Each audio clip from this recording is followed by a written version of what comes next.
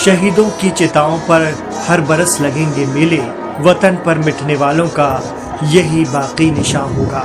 जी हां, जम्मू के कठुआ में सोमवार 8 जुलाई को हुए आतंकवादी हमले में देश के 5 जवानों ने अजीम शहादत हासिल की है, जबकि 5 जवान जख्मी हुए हैं। आतंकियों की खोजबीन के लिए सेना का सर्च ऑपरेशन अब भी जारी है। इस दहशतगर्दाना हमले में देश ने जिन 5 सैनिकों को खोया है, वो पांचों उत्तराखंड के रहने वाले थे। इस आतंकी हमले में राइफलमैन अनुज नेगी, कमल रावत, आदर्श नेगी, नायब सूबेदार आनंद सिंह और विनोद सिंह ने सर्वोच्च बलिदान दिया है।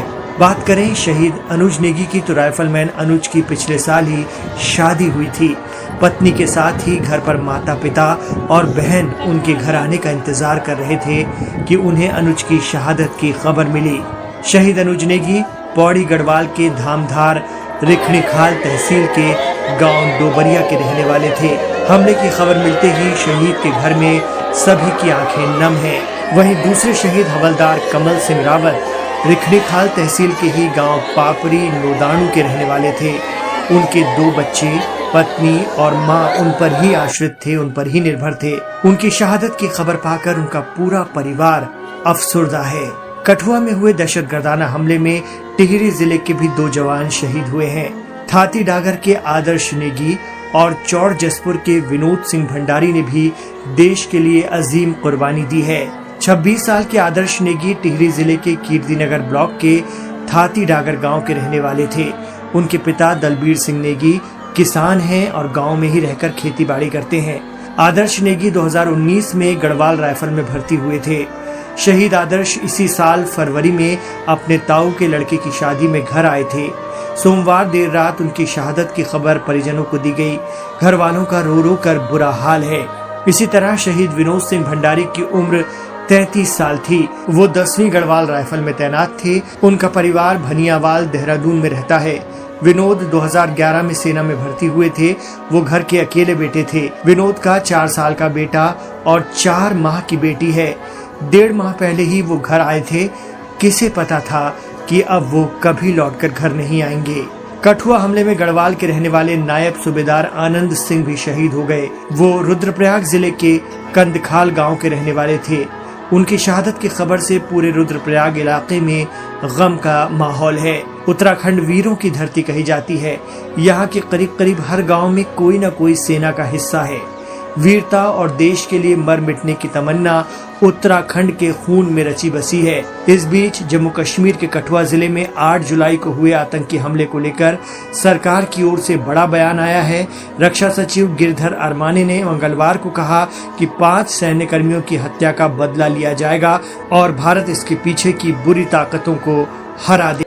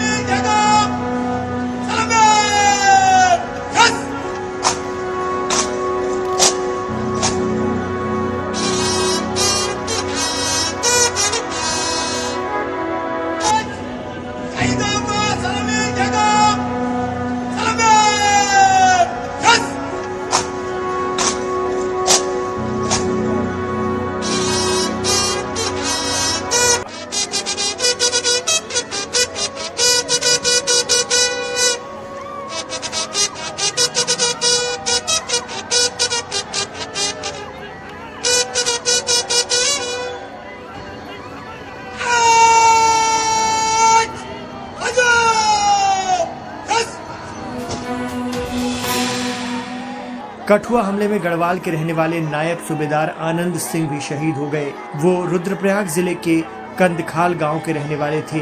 उनकी शहादत की खबर से पूरे रुद्रप्रयाग इलाके में गम का माहौल है। उत्तराखंड वीरों की धरती कही जाती है। यहाँ के करीब करीब हर गांव में कोई न कोई सेना का हिस्सा है। वीरता और देश के लिए मर मिटने की तमन्ना उत्तराखंड के खून में रची बसी है। इस बीच जम्मू कश्मीर के कठुआ जिले में 8 जुलाई को हुए आतंकी हमले को लेकर सरकार की ओर से बड़ा बयान आया है। रक्षा सचिव गिरधर अरमानी ने मंगलवार को कहा कि 5 सैन्यकर्मियों की हत्या का बदला लिया जाएगा और भारत इसके पीछे की पूरी ताकतों को हरा देगा।